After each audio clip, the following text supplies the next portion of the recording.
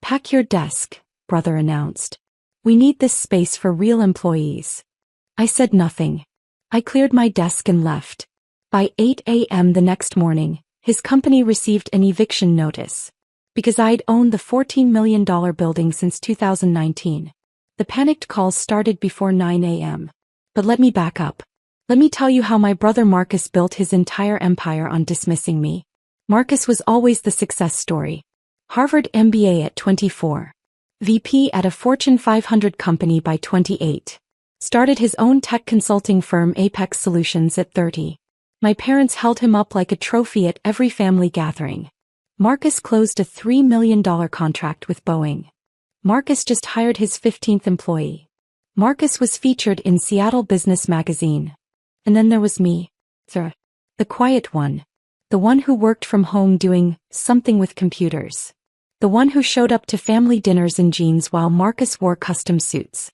The one my father introduced as, our daughter, she does freelance work, with that apologetic tone that said we're not sure what went wrong with this one.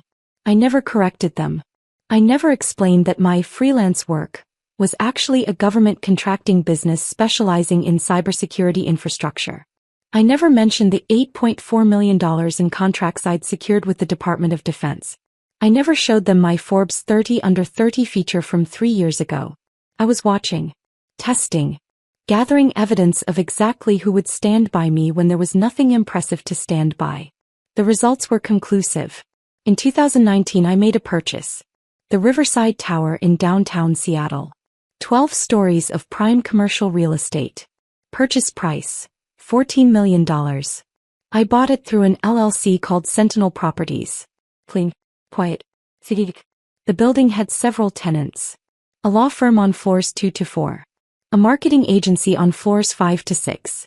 And occupying the premium top 3 floors with the best views of Elliott Bay, Apex Solutions. Marcus's company. He had no idea his little sister was his landlord. The property management company Cascade Realty handled everything. Rent collected automatically. Maintenance requests processed through standard channels. Marcus paid his $28,000 monthly lease like clockwork, never knowing where that money ultimately went. I kept one small office for myself on the 8th floor. Nothing fancy. Just a space to work when I needed to be in the city. The door had my name on it. Sarah Chin, consultant. Generic enough to be ignored. Marcus's employees walked past my office daily. Sometimes they'd nod. Most times they didn't notice me at all. That was exactly how I wanted it. Every Sunday we had family dinner at my parents' house in Bellevue. Marcus would arrive in his Tesla talking on his AirPods about deals and contracts. I'd pull up in my 7-year-old Subaru, usually 5 minutes late because I'd been finishing up actual work. Sarah, you're late again, Mom would say. Marcus has been here for 20 minutes. Sorry, Mom. Got caught up. Still doing the freelance thing? Dad would ask the same question every week. Still doing the freelance thing. Marcus would look up from his phone long enough to smirk. You know, Sarah, if you need a real job, Apex is always hiring. We need someone to manage our office supplies. I could probably get you $45,000 a year. The table would laugh. Good-natured ribbing between siblings, right? I'd smile and eat my dinner. I never mentioned that my last contract renewal with Homeland Security was worth $12.3 million over 3 years. I never mentioned that I'd just been invited to speak at the RSA conference on advanced threat detection. I never mentioned that my security clearance level was higher than anyone else at that table would ever achieve. I was testing them. How low would they let me sink in their eyes before someone asked a real question? Before someone said, Sarah, what do you actually do? The answer apparently was infinitely low. At Riverside Tower, things started shifting 6 months ago. Marcus's company was growing. He just landed a major contract with Amazon and needed to hire rapidly. His 3 floors were getting cramped. He started eyeing the 8th floor. My floor. That whole floor is basically empty, he mentioned to his CEO Trevor one day in the elevator. I was 3 feet away, invisible as usual.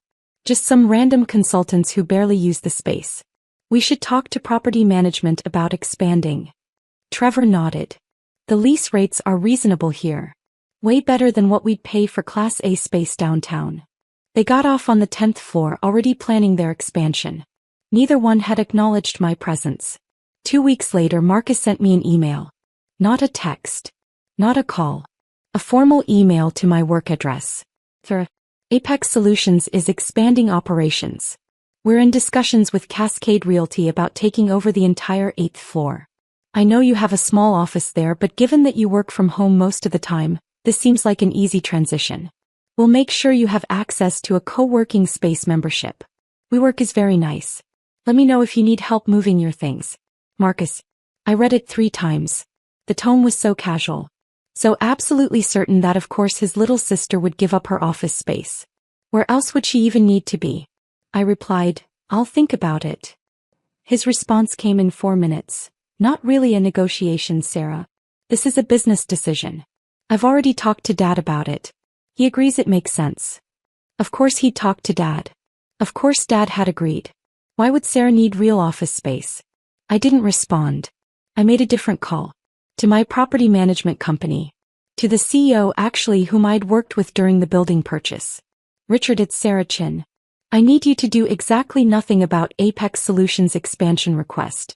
Deny it politely. And I need you to start preparing 30-day lease termination documents. Hold them for my approval but have them ready. Are you sure? Richard asked. They're one of our largest tenants. I'm very sure. I'll let you know when to move forward. Last Tuesday Marcus stopped being subtle. He showed up at my office without warning. I was on a video call with the Defense Department project manager, discussing penetration testing protocols for a new facility. I saw Marcus through my glass door gesturing impatiently.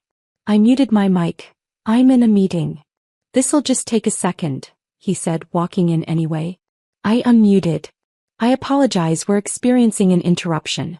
Can we pick this up in 10 minutes? The project manager nodded and I ended the call. That was a $4.7 million contract discussion I just had to cut short. What do you need, Marcus? He looked around my office with barely concealed disdain. 1 desk. 2 monitors. A bookshelf with technical manuals. A small couch. Sarah, this is getting ridiculous. We've been trying to work with you for weeks on the expansion. You're being unreasonable. I said I'd think about it. What's there to think about? You're here maybe twice a week. We have actual employees who need this space. People doing real work that generates real revenue.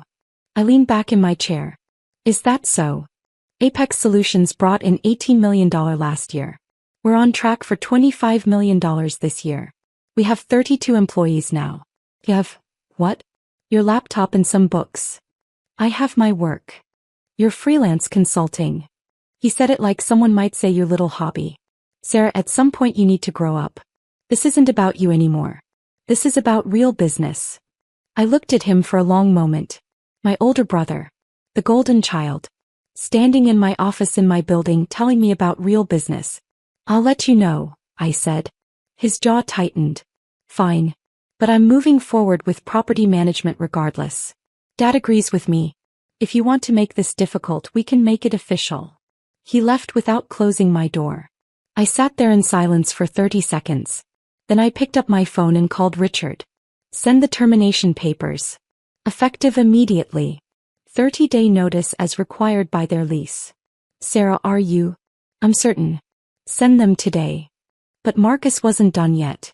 Friday afternoon Marcus came back. This time he brought Trevor and 2 other executives. They walked into my office like they owned it. Actually, they walked into my office like they were about to. Sarah, we need to talk, Marcus said. I closed my laptop. I'm listening. We've made a decision. Apex is taking over this floor immediately. We're moving our HR department up here next week. I've already spoken with property management. They're on board with the transition. I glanced at the 4 men crowding my small office. That's interesting. Pack your desk, Marcus said. Those 3 words. We need this space for real employees. Trevor smirked. The other executives looked uncomfortable but said nothing. Pack your desk, Marcus repeated. Today. We're bringing contractors in tomorrow to start renovations. You can work from home. It's where you usually are anyway. I stood up slowly. I looked at my desk. My monitors. My bookshelf. The framed photo of me receiving my master's degree that no one in my family had attended because Marcus had a company retreat that same weekend. Today? I asked. Today. I'm not trying to be harsh, Sarah, but this is business. You'll understand when you have a real company someday. I said nothing. I opened my desk drawer and started removing my items. My notebooks. My backup drive. My coffee mug. I placed them in a cardboard box that Trevor helpfully provided, probably from their moving supplies downstairs. Marcus watched with his arms crossed. This is good for you too, you know. Maybe it'll motivate you to pursue something more substantial. You're 33 years old. Still doing freelance work. Mom's worried about you. I picked up the box. Anything else? Just leave your key card with reception on your way out. We're reprogramming access for this floor tonight. I walked to the door then turned back. For the record, Marcus, I never needed this office. He smiled. I know. That's why this works out for everyone. No, I said quietly. You don't know anything. I left Riverside Tower at 4:47 p.m. on Friday afternoon. I placed my box in my car. I drove to my real office, the one in my house in Madison Park where I did 90% of my actual work. The house Marcus and my parents had never visited because they assumed it was probably just a small rental. It was a $3.2 million property I'd purchased in 2018. But they'd never asked, so I'd never mentioned it. I made one phone call on my drive home. Richard. Execute the termination. Effective immediately. 30 days starting today. Deliver the papers first thing Monday morning. Sarah, they're going to. I know exactly what they're going to do. That's the point. I didn't go to Riverside Tower on Monday. I didn't need to be there. Instead, I worked from home handling a video conference with Pentagon officials about a contract renewal. At 7:53 a.m. my phone buzzed. A text from Marcus. What the hell did you do? I ignored it. At 8:02 a.m. another text. Call me right now. I declined the call that came 30 seconds later. At 8:15 a.m. my phone started ringing continuously. Marcus. Trevor. My father. My mother. Marcus again. I finished my Pentagon call at 9 a.m. then checked my messages. Marcus had left 4 voicemails. I listened to the last one. Sarah, I don't know what you did or what strings you pulled, but Apex just received an eviction notice. 30 days to vacate Riverside Tower. Our lawyers are looking at it right now, but it's ironclad. They're saying the building ownership wants us out. This is insane. We have contracts. We have rights. Call me back immediately. There were 17 text messages. I read them in order, watching the progression from confusion to anger to panic. 8:04 a.m. What did you do? 8:18 a.m. This isn't funny. 8:33 a.m. Our lawyers say the eviction is legal. 8:41 a.m. Dad is calling you. 8:55 a.m. We have 32 employees. We can't just move. 9:02 a.m. Sarah, please call me. 9:07 a.m. We need to talk about this. 9:12 a.m. I'm sorry about Friday, okay? Can we just talk? I made myself a coffee. I checked my email. Another contract had come through. The Department of Energy wanted a security audit. Estimated value, $2.8 million. I replied to that first. Then at 9:30 a.m. I called Marcus back. He answered on the first ring. Sarah, thank God. What is happening? Did you talk to property management? Did you file some kind of complaint? No complaint, I said. Just a business decision. What business decision? What are you talking about? I'm talking about Sentinel Properties LLC exercising its right to terminate a lease with proper notice. It's all in the paperwork you received. Silence. Long enough that I thought the call had dropped. Sentinel Properties, he said slowly. The ownership company. Yes. Sarah. His voice had changed completely. Sarah, what are you saying? I'm saying I own Riverside Tower, Marcus. I bought it in 2019 for $14 million. You've been my tenant for 5 years. And now you're not. More silence. That's impossible. You don't have that kind of money. You do freelance consulting. I run a government contracting firm specializing in cybersecurity. Last year's revenue was $31 million. I have active contracts with the Department of Defense, Homeland Security, and 3 intelligence agencies. I hold a top-secret SCI clearance. And I own the building your company operates from. I could hear him breathing on the other end of the line. 5 years, I continued. 5 years of rent checks. $28,000 a month. You've paid me $1.68 million to operate in my building. And you've spent 5 years telling me I should grow up and get a real job. Sarah, I didn't. You told me to pack my desk. You told me I wasn't a real employee. You brought your executives to my office to humiliate me. We needed the space. You needed MY space. An MY building. And instead of asking respectfully, instead of treating me like an equal, you decided to treat me like an inconvenience. Sarah, please. We can fix this. We can. The eviction stands. You have 30 days. We have contracts with Amazon. With Microsoft. We can't just move. Do you know what this will cost us? I know exactly what it will cost you. I've read your financials. They're filed publicly. Moving will cost you approximately $890,000 between deposits, moving expenses, build-out costs, and contract penalties for late deliverables while you're disrupted. It might cost you the Amazon contract entirely if you can't maintain your timeline. So you're going to destroy my company? Is that what this is? I'm not destroying anything. I'm making a business decision. The same kind you made when you told me to pack my desk. His voice cracked. I said I'm sorry. I was stressed. The expansion pressure has been. You weren't sorry when you said it. You were sorry when you got the eviction notice. By 10 a.m. both my parents were calling. I let it go to voicemail. My mother's message was predictable. Sarah, your father is very upset. Marcus says you own his building? Why didn't you tell us? This is terrible timing for his company. You need to work this out with him. He's your brother. Call me back. Not congratulations on building a successful company. Not we're proud of you. Just you need to work this out with him. My father's voicemail was more direct. Sarah, this is ridiculous. Whatever point you're trying to make, you've made it. Now fix this situation with Marcus. He has employees depending on him. Don't let your feelings about needing an office ruin his business. My feelings about needing an office. That's what they'd reduced it to. I didn't call back. Instead, I forwarded both voicemails to my personal lawyer with a note. For documentation if this escalates. At 11:30 a.m. Marcus called again. This time I answered. I talked to Richard at Cascade Realty, he said. No hello. No preamble. He confirmed everything. You really own the building? Yes. He also said you've been the owner since before we even moved in. We were your tenants from day one. That's correct. And you never said anything. For 5 years. No. Why? Why would you hide something like that? I leaned back in my office chair looking out at Lake Washington. I was conducting an experiment. I wanted to see how my family would treat me when they thought I was failing. When they thought I was just barely getting by with freelance work. When there was nothing impressive to brag about at dinner parties. That's manipulative. Is it? Or is it just removing the performance? I stopped performing success for you. And you showed me exactly who you are when you think someone's beneath you. I never thought you were beneath me. You told me to pack my desk. You offered me a job managing office supplies. You've spent years making jokes about my little laptop business at family dinners.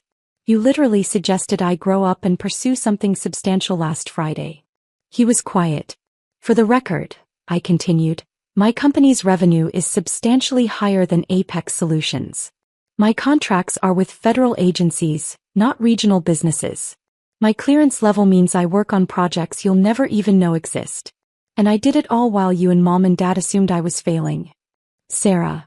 The eviction stands. 30 days. I suggest you start looking at office space in Bellevue. Class B buildings are running about $32 per square foot right now. You'll need about 15,000 square feet for your current team size. Budget around $40,000 per month, plus first month, last month, security deposit and build-out costs. You should also talk to your Amazon contract manager about the potential timeline impact. You're really doing this. I really am. What do you want? Name your price. We'll pay higher rent. There's no price, Marcus. This isn't a negotiation. You made it very clear on Friday that you don't respect me, my work, or my presence. So now you don't get to benefit from my property. Please, Sarah, please. Think about my employees. They didn't do anything to you. Your employees will be fine. They'll move with you to your new location.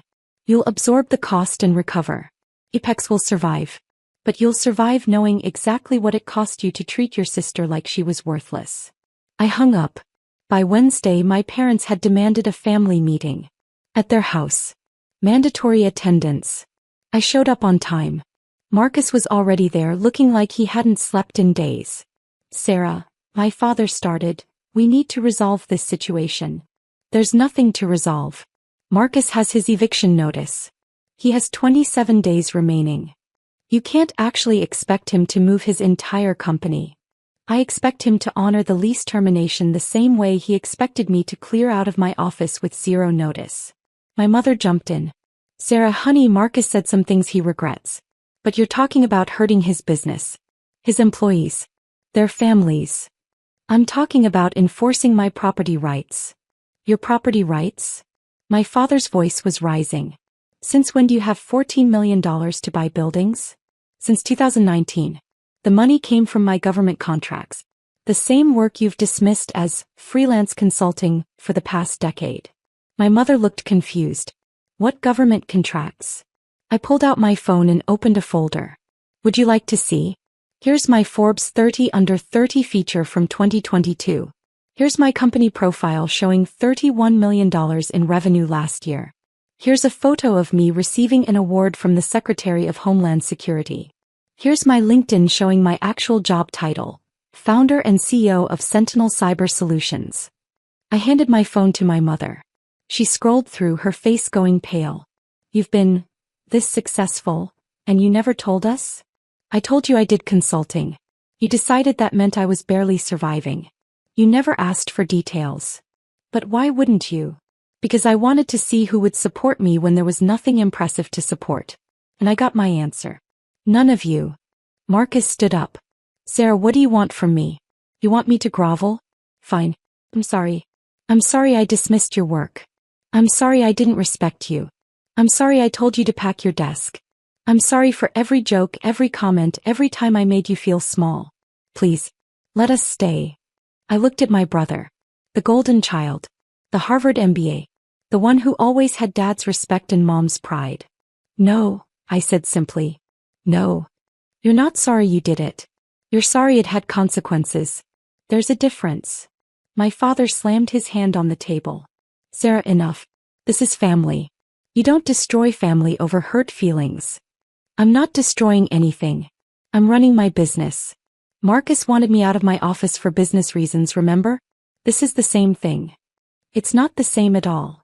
You're right. It's not. Because when Marcus told me to leave, I had nowhere else in that building to go. When I'm telling Marcus to leave, he has the entire city of Seattle to choose from. He'll be fine. I stood up. I've spent years at these Sunday dinners listening to Marcus's accomplishments. Listening to you both praise him. Watching you introduce me as, she does something with computers, while you introduce him as, our son, the CEO. I built something bigger than what Marcus has. I did it quietly. And none of you noticed because you weren't looking. Sarah, my mother started. The eviction stands. Marcus has 27 days. He has the resources to relocate. He'll be fine. And maybe, just maybe, he'll think twice before dismissing someone again. I walked to the door. Are you coming to Sunday dinner this week? My mother asked, her voice small. I turned back. No. I don't think I will be. Marcus's company moved out on day 29. Professional movers. 3 trucks. 32 employees relocating to a Class B building in Bellevue that cost him nearly $45,000 per month. Almost $17,000 more than he'd been paying me. The Amazon contract got delayed. Not cancelled, but delayed by 6 weeks. That cost him about $230,000 in penalty clauses. Total cost of telling me to pack my desk. Approximately $1.1 million. I got one email from him after they moved out. I understand now. I hope someday you let me try to make this right. I didn't respond. My parents called a few times. My mother left voicemails saying she didn't know how successful I was. My father sent texts saying I'd made my point and should move past this. I didn't respond to those either. But I did get other responses. Other tenants in Riverside Tower started asking about lease terms. The law firm on floors 2 to 4 wanted to expand. A tech startup wanted to move in. Everyone paid market rate. Everyone treated the property owner with respect. I released Marcus's former space to a medical device company for $35,000 per month. They moved in 60 days after Apex moved out. The financial impact of losing Marcus as a tenant? Approximately zero after I filled the space. Actually, I came out $7,000 per month ahead with the new tenant. I was having coffee with my friend Jennifer, who runs a venture capital firm. She'd watched the entire situation unfold. "So," she said, grinning, "any regrets about kicking out your brother?" "None. Not even a little.